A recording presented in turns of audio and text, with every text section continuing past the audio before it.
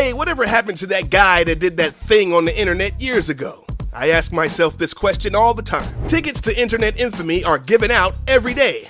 But what happens after their 15 minutes of fame is run out? Well, today we take a look into the lives of 5 internet celebrities and what they did after they got famous. Meet Ted Williams, the homeless man with the golden voice. After attending school for voice acting, he fell into the hard life of drugs, alcohol, and jail time. Living on the streets for 17 years, Ted would stand on the corner and hold up a sign stating that he had the God-given gift of voice. Back in 2011, he gained widespread attention after a videographer posted a video of him on YouTube that went viral almost instantly.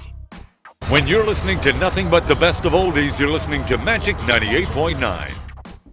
Oh, baby, what a voice. Once media outlets got a hold of the story, the job offers started rolling in. He started to do voiceover work for the Cleveland Cavaliers, MSNBC, and Kraft Foods, just to name a few. And with his $350,000 book deal, he now had enough money to buy a car, a condo, and a new set of chompers. Literally, this dude went from homeless to Hollywood. But everything isn't all roses and kittens for Mr. Williams. Unfortunately, money squandering and a few unethical managers can ruin a good thing. Ted lost his house, his car, and pretty much all of his money.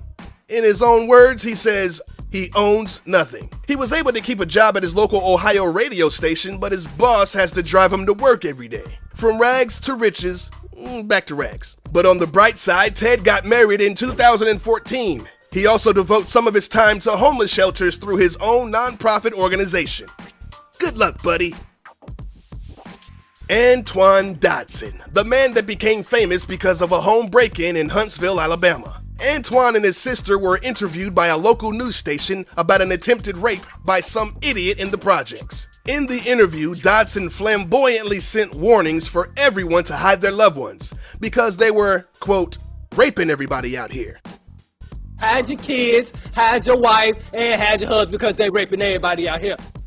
When a group of YouTube musicians saw the story, they digitally remixed the on-air tirade and produced a song entitled The Bed Intruder. The video currently has millions of hits on YouTube, and the song itself is certified platinum, selling over 1 million copies in 2010. All of a sudden, Antoine was everywhere, from being on George Lopez to Tosh.0. With the profits from the song, the on-air appearances, and merchandising, he made enough money to move his family to a much safer neighborhood. Well, nowadays, Antoine is a Hebrew Israelite and says he's no longer a homosexual. Wait, he was gay? I had no idea. Before I even came out and said, look, I'm gay, this, that, and the other, I was dating women, you know what I'm saying, of a woman. I always liked that. And I guess it got to the point so much that I tried to actually be that instead of being with that. I was trying to be that. And I was like, you know what? It's foolishness. Nonetheless, he claims that he's not into that lifestyle anymore, calling it foolishness. After a bit of soul searching, he said that he wanted to have a wife and start a family. Dating women, marry a woman, have some kids, that's what I want, you know what I'm saying?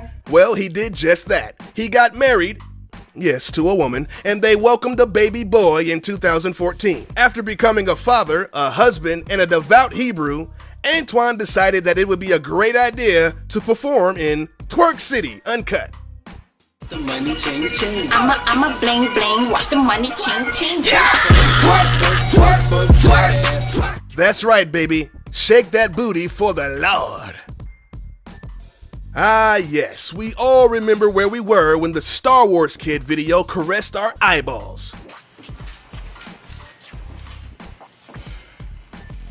This young man's attempt at swinging around a golf ball retriever, a dual-bladed lightsaber, was magical, to say the least. Gislan Raza was a member of the school's television club and was practicing choreography for an upcoming Star Wars parody. The 14-year-old boy decided to record it because, hey, who wouldn't, right? Well, in his haste, he forgot to grab the tape, leaving it behind on a shelf. His Jedi-influenced moves were made public when a schoolmate converted the video and uploaded the footage to the peer-to-peer network Kazaa. Soon after, it spread like wildfire. Imagine your parents showing embarrassing toddler photos to 1/7 of the world's population. Yeah, not good. His video garnered a plethora of spoofs, from Arrested Development to Family Guy to South Park. Well, honestly, who hasn't been parodied on South Park? But alas, his life became a living nightmare. Once the video made its rounds, the kids at his school would stand on tables around him just to get a chance at teasing him. I mean, they teased him right out of school, like literally. He had to leave school to attend private tutoring. And when he got home to check his computer, oh boy, he's probably the biggest victim of cyberbullying ever. In 2003, his father filed a $250,000 lawsuit against the families of the boys who uploaded the video. It was settled out of court for an undisclosed amount. After years of therapy to overcome his own feelings of worthlessness, Raza now attends law school in Canada and is currently the president of the Conservation Society in his hometown. The force is strong in this one. Takes driving test, gets first DUI. When these words were plopped on top of a totally geek-tastic photo in 2012, Bad Luck Brian was born. But who was the boy behind the goofy yearbook photo? Turns out it's a guy named Kyle Craven, and he's totally not a dork. In school, Kyle was known as the class clown. He would butcher renditions of Hanson's Bop at talent shows. He rode a unicycle at pep rallies, and he unwrapped packets of butter and threw them at the ceiling tiles in the cafeteria. And yearbook picture days were no exception to the rule. He put on the ugliest red plaid sweater he could find.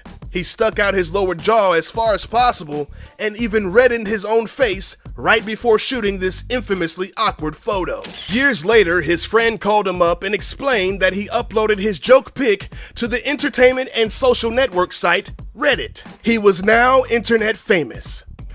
I mean, it looks like someone squirted lemon juice in this guy's eyes and he's fighting through the pain just to take the photo. Genius. Everyone wanted a piece of this phenomenon. Retailers like Walmart and Hot Topic signed merchandising deals with Craven to sell his likeness on t-shirts. Over a 3-year span, Kyle made around $20,000 just for looking like a total spaz. Today, Kyle has totally embraced his royal memeness and even turned it into a short-lived YouTube series. But his main gig is being a project manager, building churches for his pop's construction company. Hey, here's hoping that his professional life isn't plagued with a variety of embarrassing and tragic occurrences. Builds a church, excommunicated. Hey, remember when Britney Spears was still relevant, around 2007, 2008? You know, when she shaved her head and went on a paparazzi killing spree? Oh yeah, and who could forget that fairy tale marriage with Kevin Federline? To say the least, Britney Spears was going through some tumultuous times, but here comes Chris Crocker to the rescue. Tired of all the negative media criticisms, Chris recorded an extremely emotional rant. He cries, then he berates the media, then he cries a little bit more, then he defends Britney's honor with these 3 famous words. Leave Britney alone! This melodramatic lady man wailed out the phrase for the entire world to hear, and it was a massive viral hit. The video climbed to 4 million views in just 2 days. He became an immediate YouTube sensation, and the media frenzy ensued. He was interviewed by Howard Stern, Jimmy Kimmel, and Ryan Seacrest, just to name a few. His video was parodied by the film Meet the Spartans, Seth Green for his Robot Chicken show, and wow, South Park again. Really? Really, guys? Well, what's been going on with this guy since? Porn. Yep, in 2011 he did some gay porn with his ex-boyfriend. Ironically, they broke up 1 week before shooting, but the contract said they had to do it, so they did. And hey, just in case you were wondering, the title of the porn is called Chris Crocker's Raw Love. Not that I've seen it or anything, but you know, if you're into that sort of thing, I was just, never mind.